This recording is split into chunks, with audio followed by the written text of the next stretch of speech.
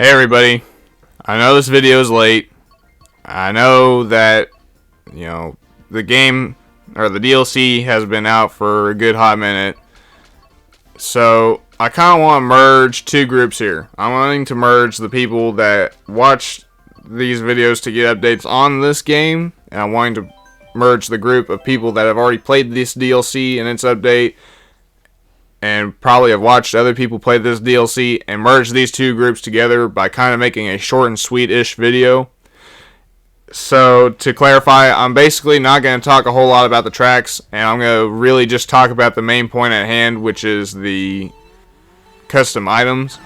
So with that, I'm going to go ahead and just get started by saying I am really disappointed that Rainbow Road from 3DS was the Rainbow Road we got, and not the Rainbow Road from GameCube. And the main reason I feel disappointed about it is because I really liked GameCube Mario Kart's Rainbow Road. The song that went with it was awesome.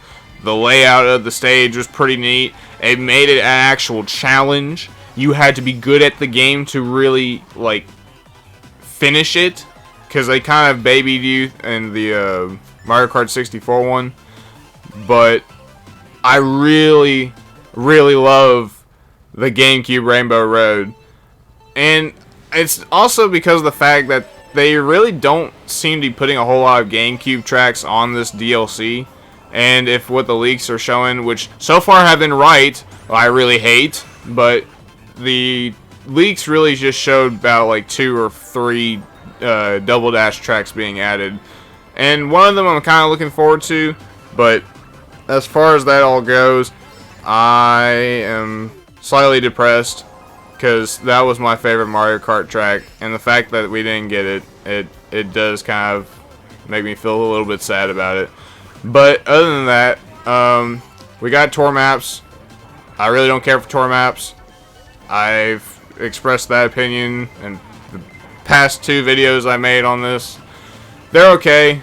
I mean, they'll probably be fun whenever I play it, but I just feel like they could have been traded out for, other retro tracks.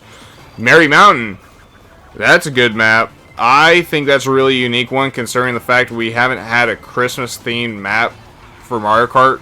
We had a somewhat Christmas themed one with Animal Crossing whenever you got the winter theme. But that was more of an Animal Crossing map than really a Christmas map. So the fact that we have a legitimate Christmas themed map, I think that's pretty cool, because it's a first for the series if I'm not mistaken. As far as the retro tracks go, I don't really think there was a bad one in the bunch. Boo Lake's fun. Maple Speedway or Maple Treeway, that one's a fun one. We got Peach Garden, which had a pseudo, it had a little change in it. They changed up the layout of the track, so the first 2 laps you would play it like normal, and then the last lap that you had on that one, it would change the direction that you would go, and it was pretty alright. I'm kind of drawing a blank for the other one right now, but I didn't think the retro picks were all that too bad. I just kind of wish we would have gotten a GameCube one. I'm really salty about it. I really do want more GameCube tracks. I think a lot of GameCube tracks are really good, but as far as that goes, that's pretty much all I wanted to talk about. Was mainly Merry Mountain and my disdain for the 3DS Rainbow Road. But now onto the big point, and this is where we get into the meat and potatoes of this whole thing, ladies and gentlemen. They added a really big update with this DLC, and it's an update, but I'm going to consider it alongside with this DLC, because they probably wouldn't have made this update unless they were doing DLC, because I'm surprised they've even kept up with this game as long as they have. This game literally released in 2017, and the fact that they have updated this numerous times since 2017 and have basically given it DLC years later and made this game last a lot longer than what I think a lot of people thought it would have. it's very crazy to see what they're willing to do to change it. And I have some, wonders myself. Like, I wonder if they're going to continue to do this with other Switch games that they've made. Like, I know they did it with Super Mario Party, where they added online mode to the game. Not in the sense like Super Mario or Mario Party Superstars, I mean. But, that, and then there's a few other games I think they've updated and released, small patches with a little bit of game change to their past Switch games.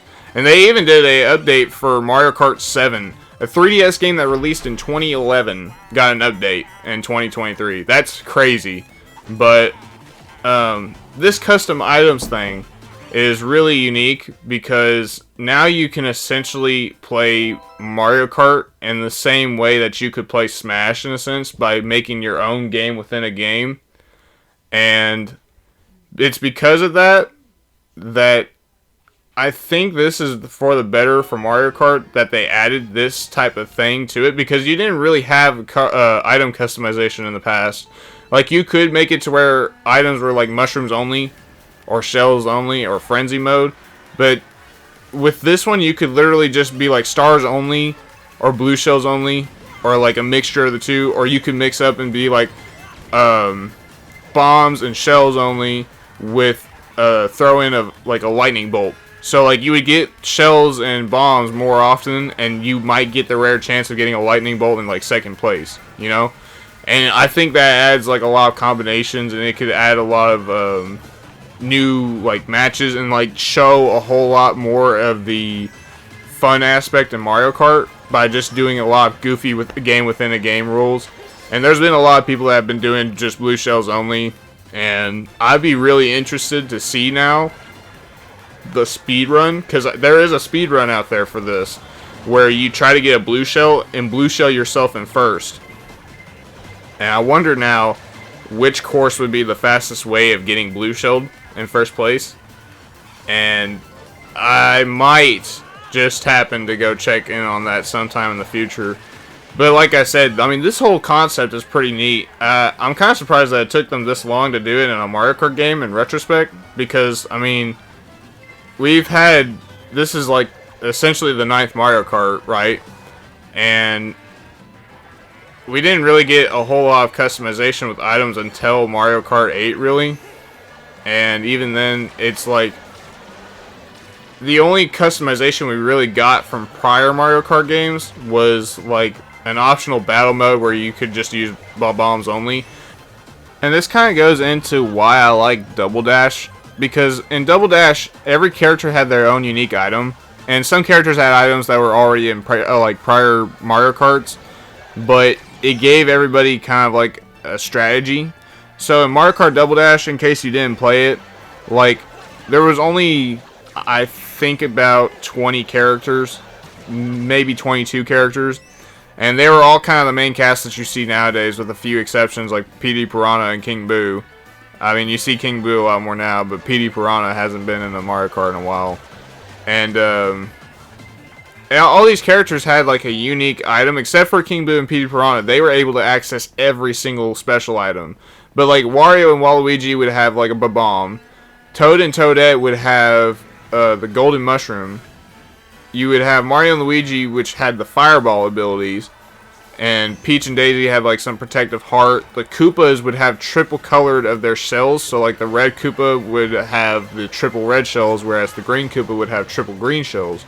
And the baby characters, or Baby Mario and Baby Luigi, they had a Chain Chomp, which was essentially like an earlier version of Bullet Bill, but it was kind of more frantic because you couldn't really see in front of you that well. And you couldn't really control it a whole lot. You could, but I think the Bullet Bills are a little bit more easier to control than the Chain Chomp, if I'm not mistaken. But that was the cool thing about Double Dash. You would like mix up strategies so that you could have like certain special items if you like catered to them. So like, for instance, if you were a guy that was a big fan of like Fireball, you can mix up with Mario and like Donkey Kong, and you could have fireballs and the big banana, which would like create 3 bananas around it after somebody hit it. And it was a big banana, like it would be very hard to dodge it sometimes if they put it in like a narrow hallway. But with this custom item thing, it's like you kind of get that strategy thing, but it's also more of a frantic fun way. You know, it's more of a like casual party game at that point. You know, you could just do bananas only just to be goofy and lay down a whole bunch of bananas around a baby park, or you could do bombs only and regular racing, or you know, you can get frantic with it and do like blue shells only or stars only. And I will say, if you do stars only, that is really fun. I actually did majority of this video with stars only.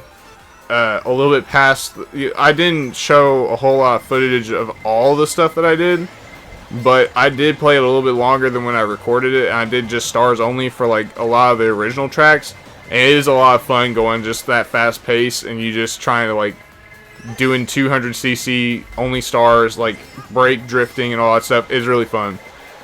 But that's pretty much all I wanted to bring up was the custom items, because it is a really big deal for this game series as a whole, because this is now essentially one of the most definitive like party modes of Mario Kart in campaign since like Double Dash.